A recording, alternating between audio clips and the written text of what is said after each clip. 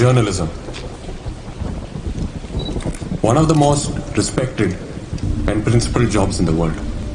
ఒక మనిషి ప్రపంచాన్ని మార్చాలనుకుంటే జర్నలిస్ట్ కంటే గొప్ప ఆయుధం ఉండదు. We all have the same motive to tell the truth. మనం ఎన్ని పేజీలు రాశామనేది కాదు, ఎన్ని నిజాలు బయట పెట్టామనేదే జర్నలిజం. నిజమే కదా, అది పెద్ద కష్టం కాదని మీ అందరికి అనిపించచ్చు, కానీ అది అంత సింపుల్ కాదు. ఎంతో నిజాయితీ, ఎంతో డెడికేషన్ ఉండాలి అది సాధ్యం అవ్వాలంటే. చాలా మంది జర్నలిస్ట్ పొలిటికల్ ప్రెషర్కి, డబ్బు ఆశతో రాంగ్ డైరెక్షన్లో అడుగు వేస్తూ ఉంటారు. వాళ్ళలో నేను కూడా ఒకటిని. మీ అందరిలో చాలా మంది నన్ను ఒక రోల్ మోడల్గా చూస్తూ ఉంటారు. I'm sorry to disappoint you all. నేను కూడా చాలా తప్పులు చేశాను. నిజాన్ని దాచి అబద్ధాన్ని ముందు పెట్టాను. It was all just profit and loss for me, that's all.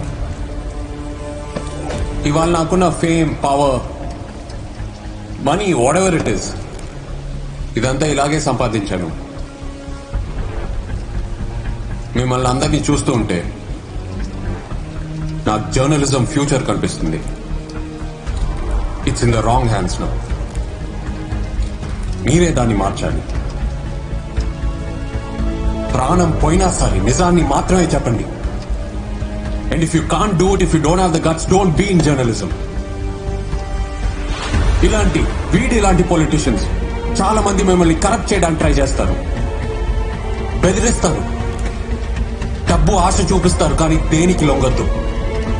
This bastard, this bloody bastard, నేను చేసిన తప్పులో సగం వీడి కోసం అలాంటి చాలా మంది జర్నలిస్ట్ ని వాడుకొని ఇవాళ ఈ పొజిషన్ లో ఉన్నాడు. లాస్ట్ ఎలక్షన్స్ లో ఆయన పార్టీ తరఫున క్యాంపెయిన్ నేను రన్ చేశాను. ఆయన గురించి పాజిటివ్ ఆర్టికల్స్ రాశాను. ఆయన ఫ్యామిలీ చేసిన తప్పులన్నీ దాచాను. అండ్ వీటన్నిటికీ నేను డబ్బు తీసుకున్నాను. ఇప్పటి వరకు మీరు ఎన్నో స్పీచ్లు ఈ చెవితో విని ఈ చెవితో వదిలేసి ఉంటారు. అందుకే ఈసారి ఈ స్పీచ్ ని విని వదిలేసేలా కాదు, చూసి గుర్తు పెట్టుకునేలా చేయబోతున్నాను. చేయబోయే పని చూసి మీ అందరిలో ఎవరో